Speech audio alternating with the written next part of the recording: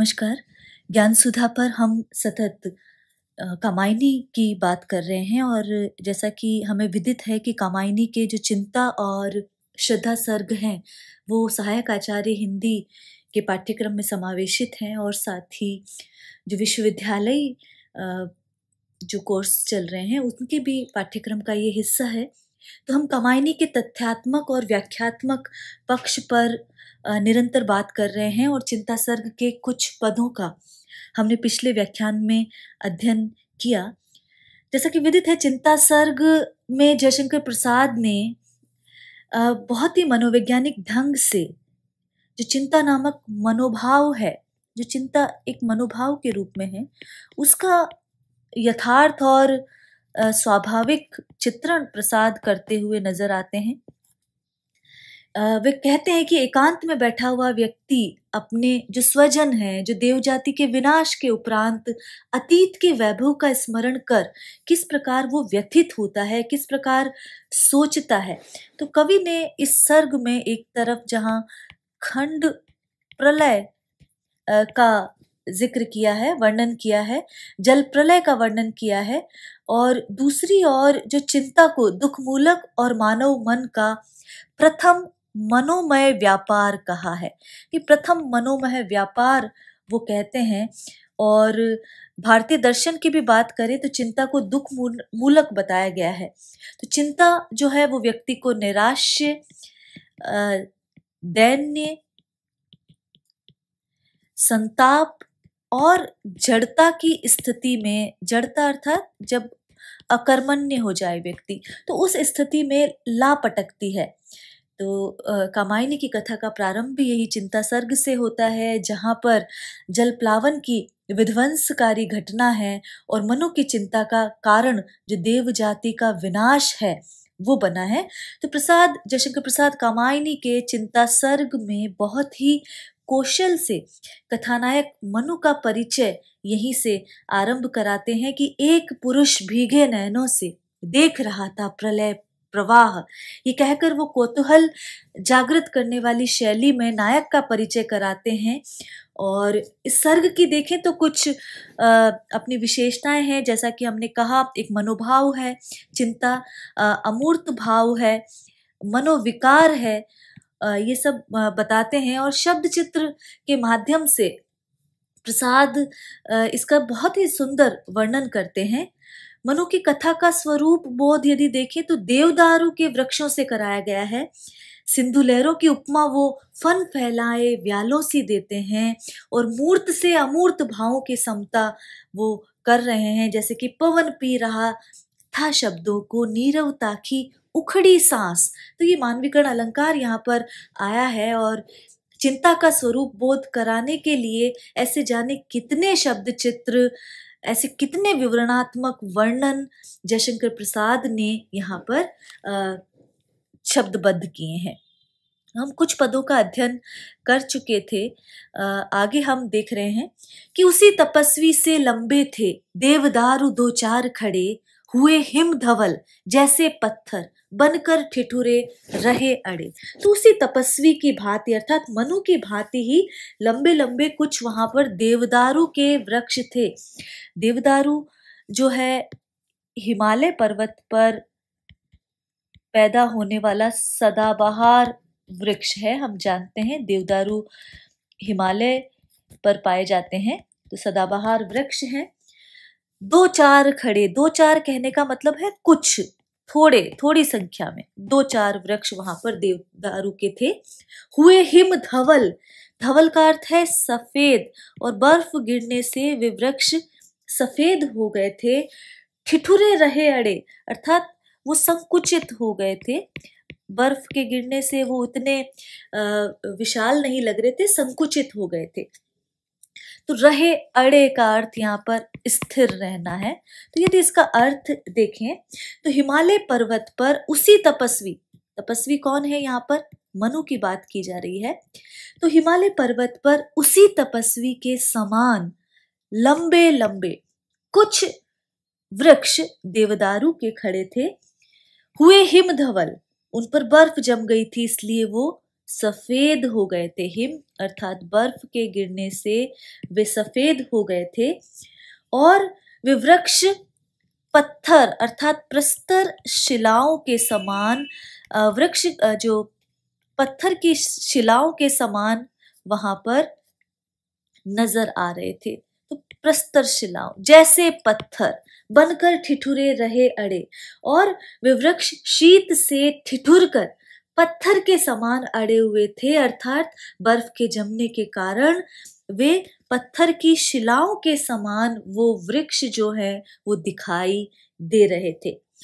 तो यहाँ पर यदि देखा जाए जैसे पत्थर उपमा अलंकार आया है, बनकर ठिठुरे रहे अड़े, यहाँ यदि देखें मानवीकरण अलंकार आया है,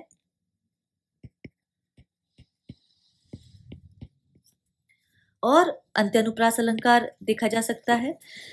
अवयव की दृढ़ मांसपेशियां, ऊर्जस्वित था वीर्य अपार, स्फीत शिराएं, स्वस्थ रक्त का होता था जिनमें संचार। तो यहाँ उस पुरुष की ही बात कर रहे हैं, उसी तपस्वी की बात यहाँ पर कर रहे हैं। और अवयव की दृढ़ मांसपेशियां, उस पुरुष के प्रत्येक अंग की मांसपेशियां कैसी थी? सुदृढ़ थी। अर्थात जब मनु को युवा रूप में चित्रित किया है तो इसीलिए अवयव की दृढ़ मांसपेशियां, ऊर्जस्वित था वीर्य अपार। तो यहाँ पर वीर्य से तात्पर्य बल से है, और ऐसा प्रतीत हो रहा था कि उन मांसपेशियों में अपार बल जो है, अतुलित बल जो है वो उमड़ रहा है। तो ऊर्जस्वित था, ऊर्जस्वित उमड़ रहा है।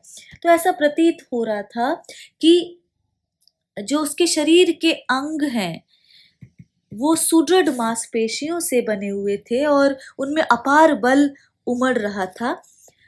उसके शरीर की जो शिराएं हैं वो मोटी, स्फीत, मोटी नजर आ रही थी, और ऐसा लगता था जिनमें स्वास्थ्य वर्धक जो विशुद्ध रक्त है उनका संचार जो है अविरल गति से हो रहा है, ऐसा प्रतीत हो रहा था।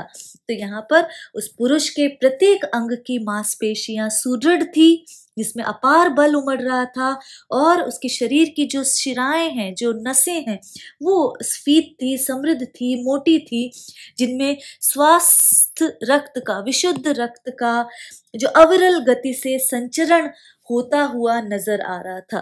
तो शिराओं से तात्पर्य जो रक्तवाहिनी नाड़ियां हैं, जो नसें हैं, उनके लिए किया गया है।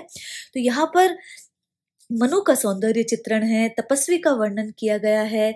दो चार देवदारू जब वो कह रहे हैं तो मनु जहाँ बैठे हैं उसकी नीरवता का चित्रण कर रहे हैं। उपमा अलंकार, मानवीकरण अलंकार, अंत्यानुप्रास अलंकार इन पदों में आया है। आगे यदि देखें, चिंता कातर वदन हो रहा, वदन का अर्थ यहाँ पर मुखमंडल है। तो चिंता कातर, कातर का अर्थ है व्याकुल। वो जो मनु है, जो अवयव की दृढ़ मांसपेशियां लेकर बैठे हैं, लेकिन उनका जो मुखमंडल है वो चिंता से उद्विग्न, व्याकुल हो रहा था। पौरुष जिसमें ओत प्रोत, किंतु उस पर जो पुरुषार्थ का जो युवा है वो, उसका पुरुषार्थ का जो ओज है वो वहां पर छलक रहा था। तो उस अपार जो शक्तिशाली पुरुष का, जिसकी अवयव की दृढ़ मांसपेशियां, प्रत्येक अंग की मांसपेशियां स्फीत थी, उसका मुख चिंता के कारण व्याकुल या उद्विग्न नजर आ रहा था, लेकिन उस पर पुरुषार्थ और ओज छलक रहा था। उधर उपेक्षामय यौवन का बहता भीतर मधुमय स्रोत, और इसके अतिरिक्त उसके हृदय में बहता, भीतर तो भीतर कहाँ, उसके हृदय में यौवन की जो मधुरिम भावनाओं का प्रवाह निरंतर प्रवाहित था, लेकिन अब उसकी जो देव जाति के विनाश के कारण या अतीत के दुख के कारण उसने इस यौवन की जो मधुरिम भावनाओं का मानो उपेक्षा कर दी थी, और उसकी कोमल भावनाओं की ओर उसका तनिक भी ध्यान नहीं जाता था। तो जो हृदय में कोमल भावनाओं का मधुमेह स्रोत था, उसके अतीत के कारण उसको उपेक्षित मनु ने कर दिया था, या कि यौवन की कोमल भावनाओं की ओर तनिक भी ध्यान चिंता के कारण उसका नहीं जाता था। बंधी महावट से नौका थी, सूखे में अब पड़ी रही। उस पुरुष की नौका जिसके माध्यम से मनु जीवित बचे थे, वो अब महावट से, महावट क्या है, बरगद के वृक्ष से बंधी हुई, अब वो सूखे में पड़ी थी। सूखा क्यों है? क्योंकि जो जल प्लावन था, जल अब उतर चुका है। तो पहले नौका के पास जल ही जल था, तो उतर चला था, वह जल प्लावन। तो जो पानी की जो बाढ़ थी वो अब उतर चली थी और निकलने लगी मही। और अब वो मही अर्थात एक नदी के रूप में वो पानी शेष बच गया था। तो अब जल प्लावन उतरता जा रहा था, पृथ्वी दिखाई देने पड़ी थी, दिखाई देने लग रही थी, और वह नौका जो है अब सूखे में पड़ी हुई नजर आ रही थी। तो पहले नौका के पास सर्वत्र जल ही जल था, अब वहां पर एक नदी के रूप में वो जल दिखाई दे रहा था। तो यहाँ पर बहुत ही मनोवैज्ञानिक जो चित्रण प्रसाद ने इस कामायनी के चिंता सर्ग में किया है कि किस प्रकार जो व्यक्ति है अपने इष्ट जन के नाश से उद्धृत शोक के कारण चिंता से व्यथित होता है, और जो बलवान व्यक्ति भी अपने पुरुषार्थ और जो हृदय की मधुरिम भावनाएं हैं उसका ज्ञान उसे नहीं रहता है। और यहाँ पर जो ये महावट की बात की गई है, तो महावट प्रलय के बाद भी शेष रह जाता है। ये बात शतपथ ब्राह्मण में भी मिलती है, महाभारत में भी मिलती है, और ये कहते हैं कि प्रलय काल में ये महावट ही शेष बचा रहा था। तो यहाँ पर जो मनु का सौंदर्य चित्रण है, चिंता मनोभाव का चित्रण है, साथ ही जो जल प्लावन के बाद की स्थितियां हैं उनका वर्णन भी कामायनी में प्रसाद ने किया है। आगे वो कह रहे हैं, निकल रही थी मर्म वेदना करुणा विकल कहानी सी, वहां अकेली प्रकृति सुन रही हस्ती सी पहचानी सी। हस्ती सी पहचानी सी, एक और जहां उपमा अलंकार है वहीं मानवीकरण अलंकार है। प्रकृति को हंसता हुआ बताया गया है तो मानवीकरण अलंकार है। निकल रही थी मर्म वेदना, मर्म वेदना जो हृदय की गहन पीड़ा है उसकी बात यहाँ पर कह रहे हैं। करुणा विकल कहानी सी, तो ऐसी कहानी जिसमें करुणा का आधिक्य हो उसकी बात यहाँ पर प्रसाद कर रहे हैं। तो प्रसाद कह रहे हैं कि उस पुरुष की जो गहन वेदना है, उसके जो हृदय की जो पीड़ा जो उसमें छिपी हुई थी, वह अपनी करुणापूर्ण घटनाओं से सुनने वाले और कहने वाले को विकल बना देने वाली, बेचैन करने वाले शब्दों का रूप धारण करके हृदय से बाहर निकलने लगी थी। अर्थात मनु चिंता को अभिव्यक्त करने लगे थे, लेकिन उन शब्दों को कौन सुन रहा था? वहां अकेली प्रकृति सुन रही, वहां कोई नहीं था, केवल और केवल प्रकृति थी। तो उस मर्म वेदना को सुनने वाला वहां कोई उपस्थित नहीं था, सभी नष्ट हो चुके थे, इसलिए केवल प्रकृति ही उसका जिससे मनु का प्राचीन परिचय था वही उस वेदना को अकेली सुन रही थी। और लेकिन यहाँ पर विरोधाभास है, उस वेदना को सुन रही है, उस करुणा को सुन रही है, लेकिन जो प्रकृति है उस वेदना को सुनकर गंभीर नहीं वरन हंसती हुई सी जान पड़ती थी। तो यहाँ विरोधाभास भी आ गया है। तो उस पुरुष की गहन वेदना जो अभी तक उसके हृदय में छिपी हुई थी, वह अपनी करुणापूर्ण घटनाओं से, क्योंकि वो चिंता युक्त थे, तो सुनने वाले और कहने वाले को विकल बना देने वाली कहानी के समान शब्दों का रूप धारण करके मनु के हृदय से बाहर निकलने लगी थी। ओ चिंता की पहली रेखा, अरे विश्व वन की व्याली, विश्व रूपी वन की व्याली रूपक अलंकार है। व्याली का अर्थ है सर्पिणी। तो चिंता को एक सर्पिणी बताया है जो विश्व रूपी वन में निरंतर घूमती रहती है। ज्वालामुखी स्फोट के भीषण, स्फोट का अर्थ है धक्का देकर जो चीज फूट कर बाहर निकलती है। प्रथम कंप सी मत वाली, उपमा अलंकार आया है यहाँ पर। तो यहाँ पर जो चिंता युक्त देवजाति के जो आदि पुरुष वैवस्वत मनु को पहली बार चिंता का अनुभव हुआ है, और वो बता रहे हैं कि ओ चिंता की पहली रेखा, उसे वो संबोधित करते हुए, चिंता मनोभाव को संबोधित करके वे कहते हैं, अरे चिंता की पहली रेखा, तेरा अनुभव मुझे आज पहली बार हुआ है और तू बड़ी भयंकर है, क्योंकि संसार रूपी वन में तू सर्पिणी बनकर भयभीत करने वाली है, तू घूमती रहती है। ज्वालामुखी स्फोट के भीषण प्रथम कंप सी मत वाली, और तेरे ही कारण जो आनंद पूर्वक जीवन यापित करता है व्यक्ति, वो नहीं कर पाता है। ये बात यहाँ पर की गई है, क्योंकि तू उस वन में स्वच्छंदता पूर्वक विचरण करती है, तो वहां पर आनंद में व्यक्ति फिर विचरण नहीं कर पाता। प्रथम कंपसी मतवाली, मतवाली कहा है, तू उन्मत्त है, किसी भी व्यक्ति के हृदय में ऐसी उथल पुथल लेकर आती है जैसा कि ज्वालामुखी के प्रथम विस्फोट के समय पृथ्वी के धरातल पर जो कंपन अनुभूत की जाती है, उसी प्रकार तू किसी भी व्यक्ति के हृदय में एक भयंकर उथल फुथल ला देती है। तो यहाँ पर चिंता मनोभाव का, देव जाति के विनाश का, देवताओं के वैभव और दंभ का प्रकारांतर से यहाँ पर चित्रण किया है।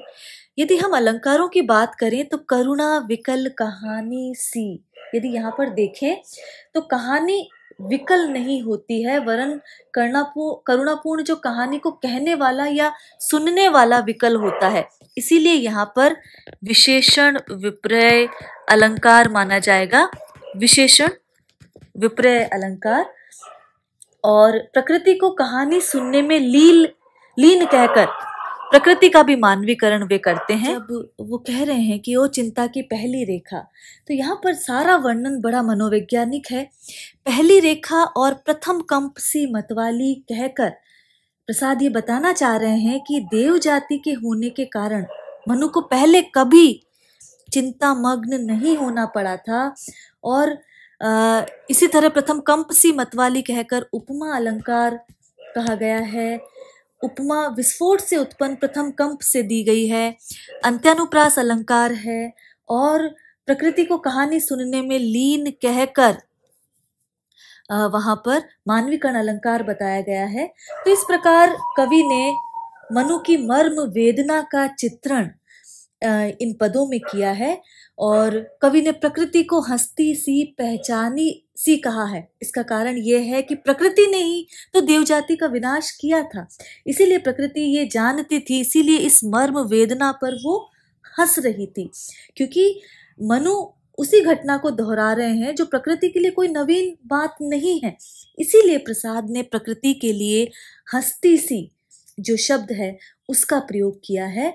और कहानी विकल नहीं होती, वरन करुणापूर्ण कहानी को सुनने वाला विकल होता है, इसीलिए यहाँ विशेषण विपर्य अलंकार है। विश्ववन की व्याली में रूपक अलंकार है। और इस प्रकार अनेक अलंकारों का प्रयोग करते हुए, लाक्षणिक पदावली का प्रयोग करते हुए प्रसाद चिंता सर्ग में चिंता मनोभाव का बहुत ही स्वाभाविक और मनोवैज्ञानिक चित्रण प्रस्तुत करते हैं। आगे के पदों में हम चिंता के इसी मनोभाव का जो और किस प्रकार प्रसाद ने शब्द चित्र खींचे हैं उनका अध्ययन करेंगे। आज के लिए इतना ही। नमस्कार।